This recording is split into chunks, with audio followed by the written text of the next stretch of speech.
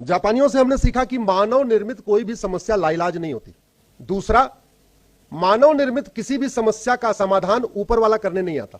और तीसरा, मानव निर्मित सभी समस्याओं का समाधान जितने जल्दी कर दीजिए उतनी आसानी से हो जाएगा, जितना देर करेंगे उतना दिक्कत आएगी। हम किन समस्याओं से परेशान हैं? अगर हम सुरक्षित भारत की बात कर रहे हैं तो हम क्या ऊपर वाले से हमें खतरा है क्या? जोर से बोलिए जरा। ऊपर वाले से खतरा है कि नीचे वाले से खतरा? नीचे वाले से खतरा। इसका मतलब नीचे वाले खतरे का इलाज किया जा सकता है और ऊपर वाला वो खतरे का इलाज करने नहीं आएगा, हमें नीचे वाले को करना पड़ेगा। हां, ये जो खतरा पैदा हुआ है वो नीचे वालों ने ऊपर वाले का नाम लेके ये खतरा पैदा कर दिया। भारत का संविधान कहता है जातिवाद हटाओ, तो संविधान की जिन्होंने शपथ लिया उनका दायित्व क्या है? जातिवाद हटाएं। और जाति का जहर कौन घोलता है? संविधान की शपथ लेने वाले। अल्टीमेटली भारत में जातिवाद का जहर कौन घोलता है? सांसद विधायक जो बन गए हैं या बनना चाहते हैं, वही तो घोल रहे हैं। संविधान कहता है भाषावाद नहीं होना है, और भाषा का जहर कौन घोलता है? जो बन गए हैं या बनना चाहते हैं। चलो, जो नहीं बने हैं वो घोले, समझ में आता है, लेकिन जिन्होंने संविधान की शपथ ले लिया, अगर वो भी भाषा के आधार पर जहर घोल रहे हैं तो वो देशद्रोह कर रहे हैं कि नहीं?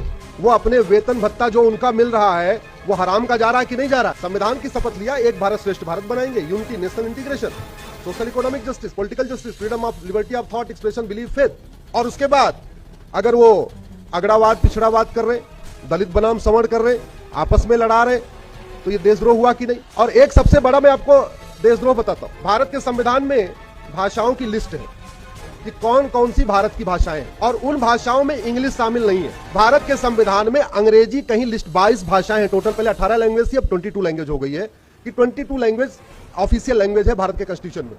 उसमें इंग्लिश नहीं है। लेकिन मैं तो पिछले एक सप्ताह से आपके ही राज्य में घूम रहा हूं इधर से उधर, तो मैं ये देख रहा हूं वो हिंदी का विरोध करते हैं लेकिन अंग्रेजी बोलते हैं, और संविधान की शपथ ले रखे हैं। मतलब हिंदी ऑफिशियल लैंग्वेज है उसका विरोध करते हैं, अंग्रेजी संविधान में कहीं है ही नहीं है उसका वेलकम करते हैं, उसको यूज करते हैं। क्यों यूज करते हैं? क्योंकि उनको पता है ये सामने वाले जाति के आधार बटे हैं, सामने वाले भाषा के आधार बटे हैं, सामने वाले क्षेत्र के आधार बटे हैं, सामने वाले अगड़े पिछड़े के आधार बटे हुए। इनको बांट के रखो, जितना बटे रहेंगे उतना अच्छा अपना काम चलता रहे। ये सच्चाई है। पूरा का पूरा जो फ्रीडम मूवमेंट हुआ था वंदे मातरम भारत माता की जैसे हुआ था। फ्रीडम मूवमेंट में जनगण मन का कोई योगदान ही नहीं था। कांग्रेस का जो राष्ट्रीय अधिवेशन होता था उसमें वंदे मातरम पढ़ा जाता था। पांचवा जो राष्ट्रीय अधिवेशन हुआ उसमें जनगण मन के राइटर गुरु रविन्द्रनाथ टैगोर जी ने खुद ही वंदे मातरम पढ़ा था। वंदे मातरम जो पहला भारत का नेशनल फ्लैग डिजाइन हुआ वो सैफरॉन कलर का ओम लिखा हुआ था, भगवा झंडा ओम निशान। दूसरा डिजाइन हुआ भगवा झंडा वंदे मातरम। वंदे मातरम के नाम से अखबार निकलते थे, वंदे मातरम के नाम से गजलें लिखी जाती थी, वंदे मातरम के नाम से नाटक होते थे। लेकिन वंदे मातरम पे कुछ लोगों को आपत्ति थी। वो विदेश में पढ़ के आए थे, उनको लग रहा था वंदे मातरम एक धार्मिक श्लोक है। तो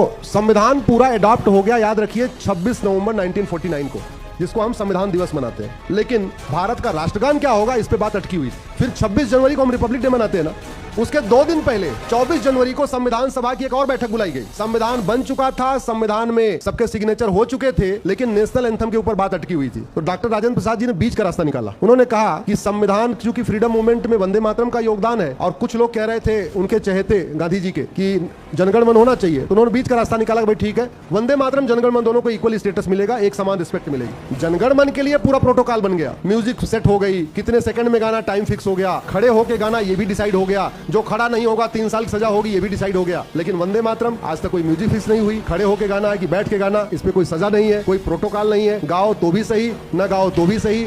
आज तक न उसको राष्ट्रगान का दर्जा मिला, न राष्ट्रगीत का दर्जा मिला। हम लोग राष्ट्रगीत कहते रहते हैं, वो हमारी मर्जी, हमारी श्रद्धा है, हम लोग कहते रहते हैं। लेकिन जो नेशनल ऑनर एक्ट है जो 1971 में इंदिरा गांधी ने बनाया, उसमें उन्होंने जनगण वंदे मातरम के लिए कोई प्रोटोकॉल ही नहीं बनाया।